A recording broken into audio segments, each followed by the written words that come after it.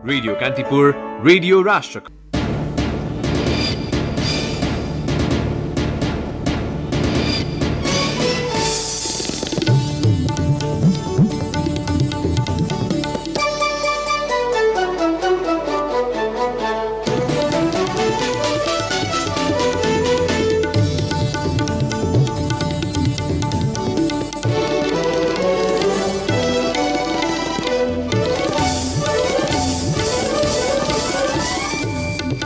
नेकपाका दुवै समूह जनमत आफ्नो पक्षमा पार्ने कोसिसमा एकअर्काप्रति आरोप प्रत्यारोप जारी। प्रधानमन्त्री ओली भन्नुहुन्छ, संविधान र देशको रक्षाका लागि प्रतिनिधि सभा विघटन गरेको हुँ।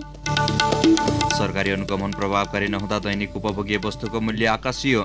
सरकारी अनुगमन राजस्व संकलन र वार्षिक लक्ष्य पूरा गर्नमा मात्र केन्द्रित भइरहेको उपभोक्ता अधिकार कर्मीको आरोप। चीनले सुरुवाती चरणमा कोरोना संक्रमण भएकाको विवरण उपलब्ध नगराएको डब्ल्युएचओका प्रतिनिधिका भनाई।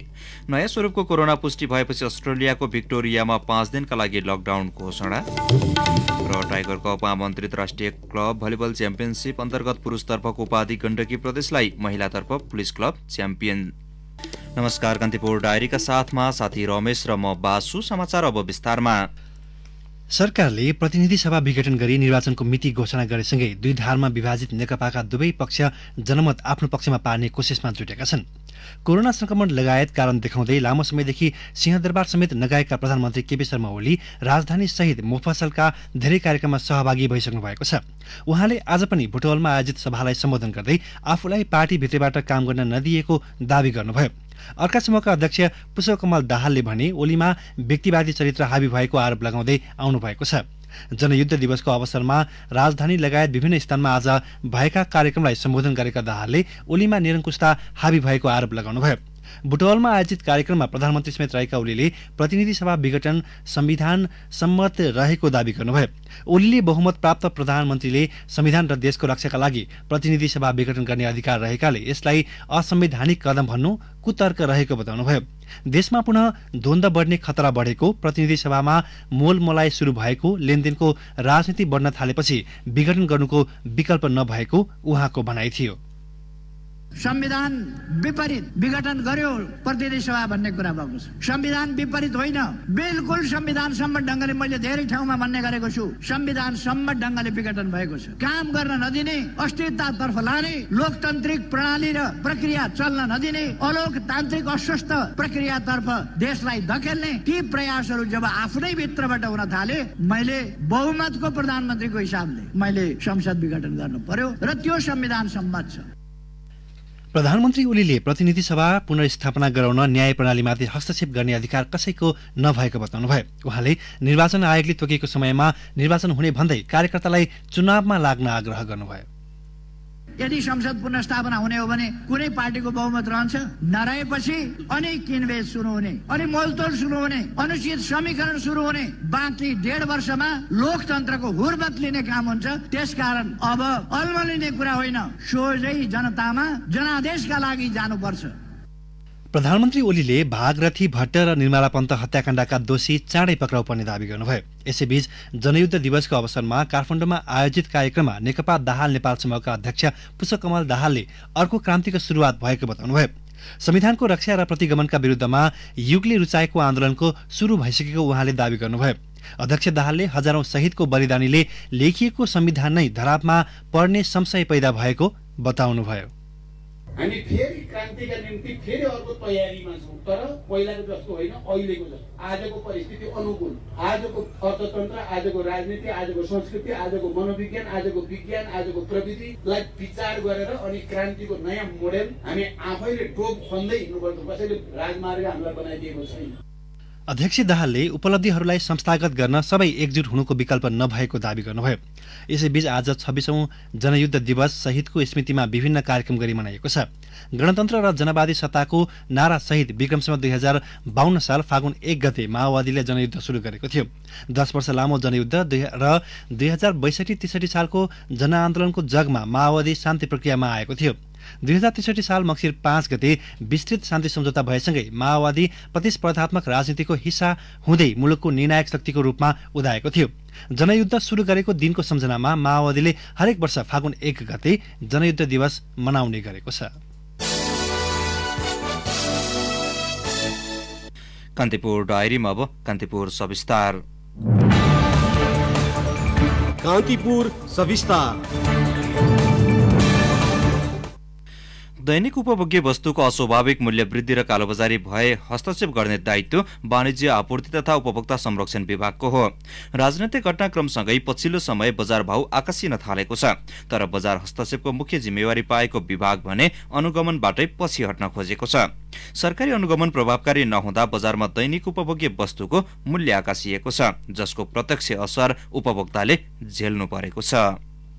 पछिल्लो समय बजारमा दाल, चामल, गेडागुडी, तेल, तरकारी लगायतका दैनिक उपभोग्य वस्तुको भाउ बढेको छ। जथाभावी मूल्य वृद्धिदेखि कैफियत भएका वस्तु बेच्ने व्यापारीलाई कारबाहीको दायरामा ल्याउने मुख्य जिम्मेवारी वाणिज्य आपूर्ति तथा उपभोक्ता संरक्षण विभागको हो, तर अनुगमन शून्य प्राय छ। बजारमा सरकारी नियमन फितलो हुँदा उपभोक्ताको भान्सा महँगिएको छ। दैनिक उपभोग्य वस्तुको मूल्य 15 देखि 20% बढेको छ। यो कृत्रिम मूल्य वृद्धि भएको बताउँछन् राष्ट्रिय उपभोक्ता मञ्चका अध्यक्ष प्रेमलाल महर्जन। तपाईको खाद्यान्नको हकमा कुरा गर्ने हो भने यी कुराहरू मूल्य वृद्धि हुनुको कारण कुनै अवस्था छैन। अहिले बजारको हकमा कुरा गर्ने हो भने आपूर्तिमा कुनै समस्या देखिएको छैन, भण्डारणमा पनि कुनै समस्या छैन, आयातमा कुनै समस्या छैन। 80-90 रुपियाँ मूल्य बढाइएको छ खाद्य तेलमा गरेर भटमासको तेलमा र सनफ्लावर तेलमा त तपाईँको 30-40 रुपियाँ बढेको छ भने। अनि उद्योगीहरू के भन्छ भने हामीले कच्चा पदार्थ आयातमै महँगो भयो भनेर भनिएको छ, तर वास्तवमा यो सत्य कुरा होइन। अन्तर्राष्ट्रिय बजार मूल्य यथावत नै छ। यो अवस्थामा जुन किसिमले मूल्य वृद्धि भएको छ त्यो कृत्रिम मूल्य वृद्धि हो। बजार अनुगमनको वार्षिक लक्ष्य पूरा भएको विभागले दावी गरे पनि त्यस अनुसारको सुधार बजारमा देखिएको छैन। अत्यावश्यक वस्तुको मूल्य चुलिएको छ। विभागको अनुगमन राजस्व संकलन र वार्षिक लक्ष्य पूरा गर्नमा मात्र केन्द्रित भइरहेको उपभोक्ता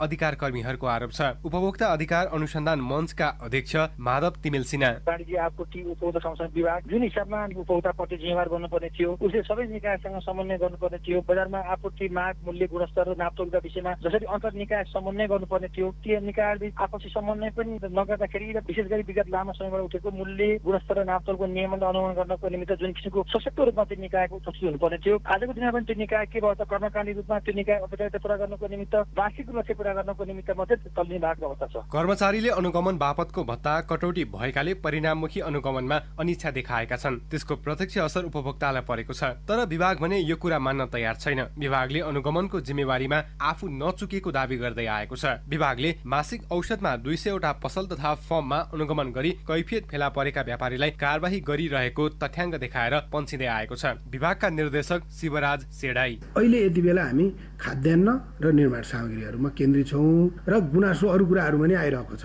गुनासोलाई पहिलो प्राथमिकता दिएर हामी बजार अनुगमन गरिरहेछौँ। सरकारी अनुगमन प्रभावकारी नहुँदा उपभोक्ता बजार गएर फर्किँदा ठगिएको महसुस गर्नुपर्ने अवस्था छ, तर कृत्रिम मूल्य वृद्धि नियन्त्रणका लागि सरकारी प्रयास कहिल्यै प्रभावकारी बनेन, जसका कारण बजार अराजकतातर्फ धकेलिएको बताउँछन् उपभोक्ता अधिकार अनुसन्धान मञ्चका अध्यक्ष तिमेल सिन्हा। बजारमा जुन किसिमको विकृति विसङ्गति बढ्दै गएको छ त्यसलाई न्यूनीकरण गर्नको निमित्त सरकारले देखावटी रूपमा होइन नियमित रूपमा गर्नुपर्छ। यदि कसैले अनुचित व्यापारी कार्य गरेको छ, नियम कानुनको बहिर्ला गरेको छ भने त निर्देशन दिने होइन, उसलाई कारबाही गर्नु पर्यो। कारबाही भएको अवस्था छैन। कमसे कम एउटा उपभोक्ताले राज्य छ, कानुन छ भन्ने किसिमको अनुभूति प्राप्त गर्नको निमित्त पनि जुन किसिमको सरकारी संयन्त्र बलियो हुनुपर्छ त्यो नहुँदाखेरि के भयो उपभोक्तामा पनि किसिमको नैराश्यता पनि गलत काम गर्ने व्यवसायीहरू बलियो हुने, राम्रा काम गर्ने व्यवसाय पनि त्यो व्यवसायबाट पलायन हुनुपर्ने अवस्था सिर्जना भएको छ। सरकार भनेको सबैको सरकार हो। व्यवसायका पनि प्रियमर्का सुन्नु पर्यो। आजको दिनमा पनि तपाईँ मूल्यमा पसल अनुसार मूल्य फरक छ। अधिकांश पसलमा मूल्य सूचित नहुने, दर्ता नभएका पसल सञ्चालन हुने, बिल दिन अहिले पनि आनाकानी गर्नेदेखि लिएर जुन जुन क्षेत्रमा नियमन गर्नुपर्ने त्यो कराएका छ त्यो क्षेत्रमा नियमन गर्न नसक्दाको परिणामस्वरूप आज के भयो बजार अराजकता धकेलिएको अवस्था छ। बजारको अनुगमन तथा नियमन गर्ने निकायको काम प्रभावकारी नहुँदा बजारमा अराजकता बढ्दै गएको छ। बजारमा खाने तेल, दाल, चामलदेखि गेडागुडीको भाव महँगिए पनि नियमनकारी निकाय भने अनुगमनको तथ्याङ्क देखाएर रमाइरहेको छ। सरकारी अनुगमन प्रभावकारी नहुँदा सबैभन्दा बढी ठगिने उपभोक्ता नै हो। बजारमा हुने कृत्रिम मूल्य वृद्धि नियन्त्रण गर्न र उपभोक्ता ठगिन नदिन सरकारले ठोस योजना ल्याएर बजारलाई उपभोक्ता मैत्री बनाउन जरुरी छ। रेडियो कान्तिपुरका लागि सूरज राज थला। कान्तिपुर सविस्तार। कान्तिपुर डायरीमा अब ब्रेकको पालो। कान्तिपुर डायरीमा अब बाँकी प्रसङ्ग। प्रदेश 2 सरकारले प्रदेश परिवहन यही फागुनभित्रै सञ्चालन हुने जनाएको छ। भौतिक पूर्वाधार विकास मन्त्री जितेन्द्र सोनलले प्रदेश परिवहनका लागि 5 बस खरिद गरी सञ्चालनको तयारी अन्तिम चरणमा पुगेको बताउनुभयो। आर्थिक वर्ष 2076-77 को वार्षिक प्रगति विवरण सार्वजनिक गर्दै मन्त्री सोनलले प्रदेश राजधानी जनकपुर धामबाट वीरगञ्ज, कलैया, गौर, राजविराज र सिराहा माडर बस सञ्चालकका लागि कार्यविधि बनाएर अबको केही दिनभित्रै समिति गठन गर्ने जानकारी दिनुभयो। सरकारले 2 आर्थिक वर्षको अवधिमा 356 किलोमिटर सडक निर्माण गरी प्रदेशको 8वटै जिल्लामा सिँचाइका योजना अन्तिम चरणमा पुगेको जनाएको छ। मन्त्रालयबाट प्रदेशको 8 जिल्लामा निर्माण भइरहेको 10 झोलिङ्गे पुल मध्ये 3वटाको निर्माण पूरा भएको छ।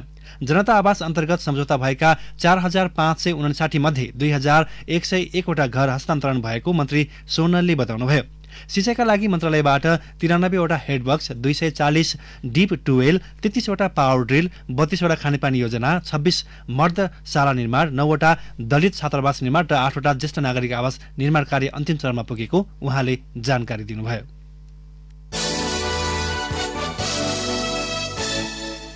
रेडियो कान्तिपुरले वरिष्ठ कलाकार हरिवंश आचार्यलाई आज विशेष सम्मान गरेको छ। सलाम जिउँदो इतिहासलाई कार्यक्रमको श्रृङ्खला अन्तर्गत आचार्यसँग भलाकुसारीका साथै चर्चित कलाकारले उहाँका गीतको प्रस्तुति दिएका थिए।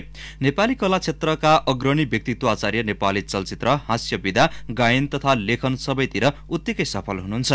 नेपाली कला क्षेत्रमा सर्वाधिक रुचाइएका महजोडी मध्येका एक आचार्यलाई दर्शक श्रोताले अत्यधिक रुचाएका छन्।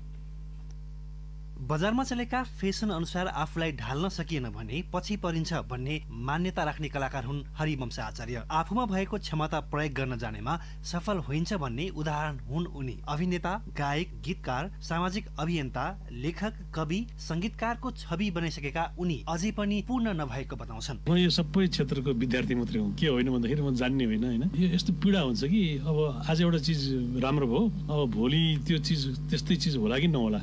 आफ्नै चिजहरूले कम्पिटिसन हुन्छ कि पहिले मदनदार मैले चाहिँ यमलोक भन्ने निकाल्यौँ, अंशबण्डा भन्ने निकाल्यौँ, 15 गते भन्ने टेलिफिल्म निकाल्यौँ। हामीलाई पीडै त्यही हुन्थ्यो कि अब अर्को हाम्रो क्रिएसनले यो जतिको हुन्छ कि हुँदैन भन्ने पीडा हुन्थ्यो कि। आचार्य कलाकारिताको जुन उचाइमा छन् त्यसका लागि उनले प्रयोगलाई निरन्तरता दिएका छन्। आफूले गर्ने हरेक सृजना सफल हुनुमा अथाह मेहनतको फल भएको उनी बताउँछन्। कलाकारिता क्षेत्रका बादशाह हुन् उनी, तर वास्तविक जीवनमा भने सामान्य मान्छे भएर बस्न रुचाउँछन्। म साधारण मान्छे हुँ। मलाई चाहिँ मान्छेले चाहिँ हेरेर हाँस्छन् नि, किन हाँस्या होला जस्तो लाग्छ मलाई। मैले त्यस्तो हँसाउन जान्ने पनि मान्छे पनि होइन जस्तो लाग्छ। तर आफूले बनाएको टेलिफिल्महरू, फिल्महरू हेर्दाखेरि आफैलाई पनि हाँस उठ्छ। म त्यो मान्छे हो र जस्तो पनि लाग्छ होइन। आचार्यको विशेषता भनेकै आफू सहभागी भएको हरेक कामलाई सूक्ष्म रूपले मेहनत गर्नु हो। त्यसैले त भन्छन् जे कुरामा हात हालिन्छ मनैबाट अघि बढ्नुपर्छ। कतिको सार्थकता ल्याउन सक्छु त्यो सबभन्दा बढी पिर लिनुपर्छ, जिम्मेवारी लिनुपर्छ। त्यो चिज म गर्न सक्दिनँ भने नगरे पनि हुन्छ। त्यो गरिसकेपछि त्यो राम्रो गर्नुपर्छ। कहिलेकाहीँ राम्रो गर्नु खोज्दा पनि नराम्रो पनि हुन्छ।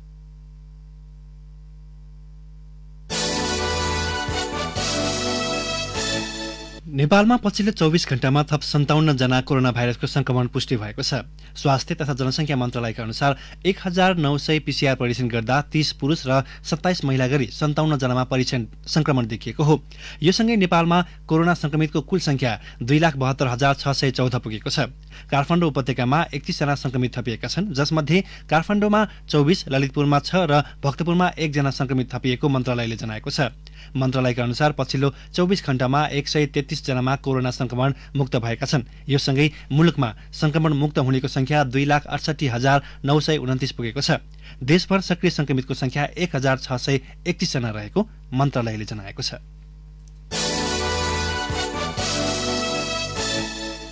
मानव र वन्यजन्तु बीचको द्वन्द्व बढेसँगै कोसीटप्पु वन्यजन्तु आरक्षका जंगली हात्ती जोगाउन सकस भएको छ। 2वटा हात्ती विद्युतीय धरापमा परेर मरेपछि अहिले 15वटा मात्र रहेको आरक्षको तथ्याङ्क छ। उपद्रो नरोकिएको भन्दै स्थानीयले आरक्षका हात्तीलाई निशाना बनाएका हुन्। सुनसरीबाट अर्जुन सुवेदीको रिपोर्ट।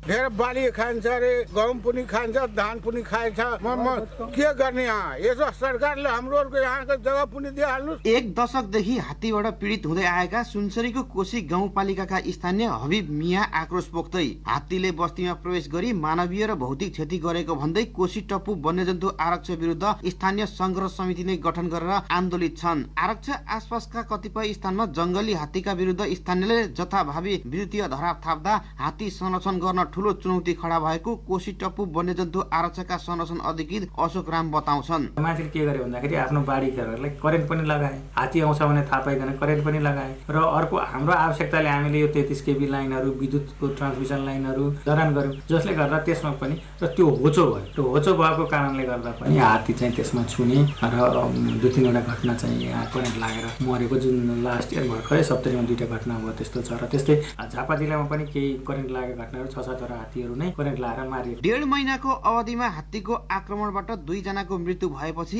स्थानीयले हात्तीलाई निशाना बनाएका हुन्। त्यसयता आरक्षको सप्तरी तर्फको क्षेत्रमा 2वटा जंगली हात्ती स्थानीयले थापेको विद्युतीय धरापमा परि मरेका छन्। हात्तीको आक्रमणबाट स्थानीयले बारम्बार ज्यान गुमाउँदा समेत नियन्त्रणका लागि आरक्ष प्रशासनले प्रभावकारी पहल नगरेको भन्दै स्थानीयले हात्तीलाई निशाना बनाएको दावी गर्छन् कोशी गाउँपालिकाका अध्यक्ष अयुब अन्सारी। जबसम्म यो वन्यजन्तुबाट क्षति रोकिँदैन, मानवीय क्षति रोकिँदैन, बाली नालीको क्षति रोकिँदैन, तबसम्म यो आन्दोलन जारी रहन्छ। गत पुसमा आहाराको खोजीमा गाउँ पस्ने गरेको मकुना नामक भाले हात्ती बौलाएको पुष्टि भएको खण्डमा मार्ने तयारी गरिएको थियो। स्थानीयको चर्को दबावपछि हात्ती मार्ने तयारी गरेका तत्कालीन प्रमुख संरक्षण अधिकृत चन्द्रशेखर चौधरीलाई वन्यजन्तु संरक्षण विभागले 3 महिना नपुग्दै सरुवा नै गरेको थियो। अहिले पनि आरक्ष आसपासका क्षेत्रमा हात्तीको उपद्रव रोकिएको छैन। आरक्ष प्रशासनले हात्ती नियन्त्रणका लागि प्रभावकारी कदम नचाल्ने र स्थानीयले आफू खुसी धराप थापेर हात्तीलाई निशाना बनाउन नछाड्ने हो भने आरक्षबाट हात्ती नै लोप नहोला भन्न सकिन्न। रेडियो कान्तिपुरका लागि अर्जुन सुवेदी, सुनसरी।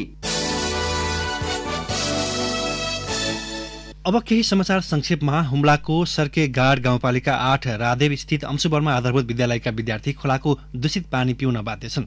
सो विद्यालयमा पानीको हाहाकार भएपछि कक्षा 1 देखि 8 सम्मका कक्षाका विद्यार्थीहरू खोलाको दूषित पानी पिउन बाध्य भएका हुन्। बर्दियामा वन अतिक्रमण गरी निर्माण गरिएका 56वटा टहरा भत्काइएको छ।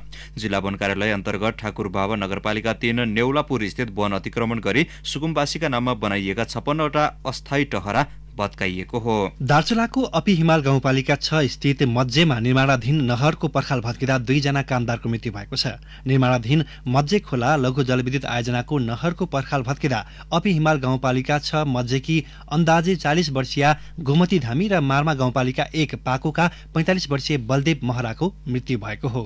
र मुगुको सोरु गाउँपालिकामा सल्ट ट्रेडिङ कर्पोरेसन र ठेकेदारले म्याद गुज्रिएको नुन वितरण गरेको पाइएको छ। सल्ट ट्रेडिङ कर्पोरेसन र ठेकेदार सर्जन बुढाले सन् 2018मा म्याद सकिएको आयोडिन नुन सोरुका स्थानीयलाई वितरण गरेको पाइएको इलाका प्रशासन कार्यालयका प्रमुख खडक बहादुर बस्नेतले बताउनुभयो। कान्तिपुर डायरीमा अब पाल्पा डायरीको पालो। पाल्पा डायरीबाट माधव बर्यालको नमस्कार। पाल्पाको निस्ती गाउँपालिका पुग्ने जो कोहीले पहिले कुँडले घरको फोटो खिच्छन्। यस्ता घरमा रमाएर बस्न खोज्छन्। हिमाल र तराईको दृश्यावलोकन गर्न सकिने खादर पछिल्लो समय पर्यटकीय केन्द्र समेत बनेको स्थानीय नवीन्द्र सोतीले बताउनुभयो। काउले डाँडा कौलियती वनको अम्लिसो हेर्न सयौं पर्यटक पुग्ने गर्छन्। झण्डै 60 वर्ष अघि बनेका घर समेत यहाँ छन्। पुरानो र जीर्ण भएकाले धमाधम भत्काएर नयाँ घर बनाउन लागेका छन्। धेरै पुरानो भएपछि घर भत्काएर नयाँ बनाउन लागेका प्रेम बहादुर बयम्बुले भन्नुभयो, अहिले कुँडले घर बनाउन जान्ने मिस्त्री पनि पाइँदैन। वनका केही कर्मचारी, काठ तस्कर, वनका ठेकेदार र कतिपय स्थानमा सुरक्षाकर्मी सँगकै मिलेमतोमा पाल्पाको चुरे क्षेत्रबाट काठ तस्करी भइरहेको छ। निस्तीको मित्याल, ज्यामिरे, अर्चले, गल्दा, माथागढी गाउँपालिकाको बहादुरपुर, गोठादी, रहबासबाट समेत काठ तस्करी भएको स्थानीयको गुनासो छ। वन कार्यालयबाट निश्चित परिणाममा काठ निकासी गर्ने इजाजत लिए पनि सामुदायिक वनका पदाधिकारी र वन कर्मचारी मिलेर निकासी अनुमति भन्दा बढी लुकाई छिपाई तस्करी हुने गरेको छ। डिभिजन वन कार्यालयका सूचना अधिकारी एमलाल पोखरेलले भने यस्ता आरोप गलत भएको बताउनुभयो। पाल्पामा 2 अर्ब बढी रकमका योजना अलपत्र परेका छन्। सड़क डिभिजनको मात्रै 50 करोड़ बढीको योजना अलपत्र छन्। यस्ता योजनाको म्याद सकिएको पनि वर्षौं भइसकेका छन्। डिभिजन अन्तर्गतका सड़क निर्माण, स्तरोन्नति, कालोपत्रे, सिमेन्ट उद्योग पहुँच मार्गको काम समेत अलपत्र छ। उत्तर दक्षिण कालीगण्डकी लोकमार्ग आयोजनाको 3 निर्माण व्यवसायीले ठेक्का लिएको 7 वर्षसम्म पूरा गरेका छैनन्। तानसेन नगरपालिकाको कोल्ड स्टोर बनाउने योजना 10 वर्षदेखि अधुरै छ। अधिकांश योजना 18 महिनामा सक्ने गरी ठेक्का सम्झौता हुन्छ, तर उनीहरू काम अलपत्र छाडेर बेपत्ता हुँदा कार्यालयले काम गराउन सकेको छैन। करिडोरको ऋणीदेखि रामदीसम्म 10 करोड़ बढीको काम सम्पन्न नभएको कालीगण्डकी करिडोर आयोजना प्रमुख सुबोध देवकोटाले बताउनुभयो। पाल्पामा 3 वर्षमा 1500 ढाका कपडा बुन्ने उद्यमी तयार हुने भएका छन्। संघीय र प्रदेश सरकारले अन्तर्राष्ट्रिय गैर सरकारी संस्था युकेएड, सिप परियोजना, तानसेन नगरपालिका, पाल्पाली ढाका संघको सहयोगमा पाल्पाली ढाका बुन्ने तालिम दिने भएको हो। पाल्पा डायरी आजलाई यति नै। माधव बर्याल बिदा माग्छु। नमस्कार। पाल्पा डायरीपछि कान्तिपुर डायरीमा पुनः ब्रेकको पालो। कान्तिपुर डायरीमा अब आर्थिक प्रसङ्ग। रूपन्देहीको बुटौलबाट पाल्पाको बसन्तपुरसम्म केबल कार निर्माण सुरु भएको छ। प्रधानमन्त्री केपी शर्मा ओलीले आज एक कार्यक्रमका बीच बुटौलको बमघाटमा केबल कार निर्माणको शिलान्यास गर्नुभयो। लुम्बिनी केबल कार प्रणालीले निर्माण थालेको केबल कारले बुटौलको चिडिया खोलादेखि पाल्पाको बसन्तपुरसम्म जोड्नेछ। केबल कारको बुटौल उपमहानगरपालिका 3 बमघाटमा तल्लो स्टेशन र पाल्पाको तिनाउ गाउँपालिका 3 बसन्तपुरमा अन्तिम स्टेशन रहनेछ। लुम्बिनी केबल कार प्रणालीका सञ्चालक तेजबहादुर विश्वकर्माका अनुसार केबल कारको लम्बाइ 3 किलोमिटर रहेको छ। 3 अर्ब 52 करोड रुपियाँ लागतमा निर्माणको काम सम्पन्न गर्ने उहाँले बताउनुभयो।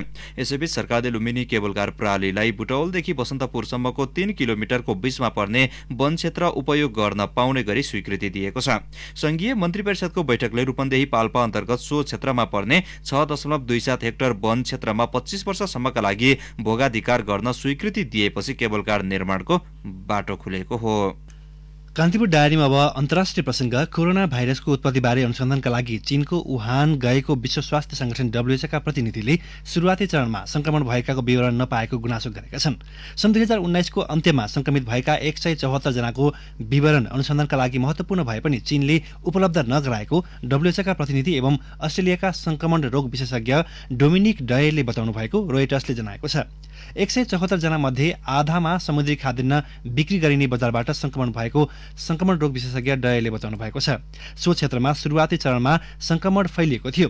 अनुसन्धानका क्रममा सुरुवाती चरणमा संक्रमण भएकोमा विवरण अध्ययन महत्वपूर्ण हुने WHOका प्रतिनिधिले जनाएका छन्।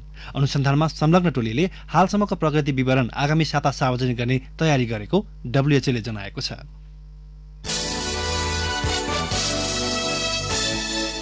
बेलायतमा देखिएको नयाँ स्वरूपको कोरोना भाइरस संक्रमण पुष्टि पश्चात अस्ट्रेलियाको विक्टोरियामा 5 दिनका लागि लकडाउन लगाइएको छ।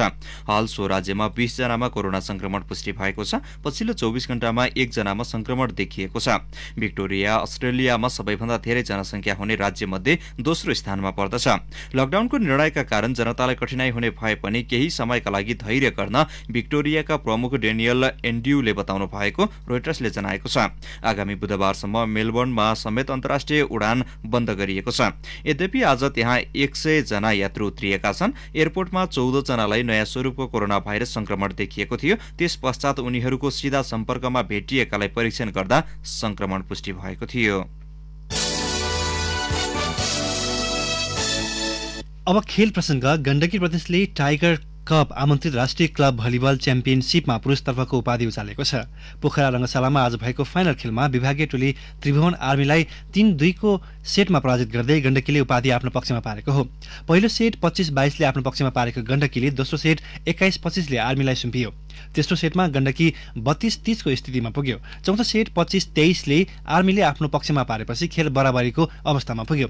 निर्णायक सेट भने गण्डकी प्रदेशले 15-11 ले जितेर उपाधि आफ्नो नाममा सुरक्षित गर्यो। महिलातर्फ विभागीय टोली नेपाल पुलिसले सशस्त्रको एपीएफलाई 3-0 को सोझो सेटमा पराजित गर्दै उपाधि उचाल्यो।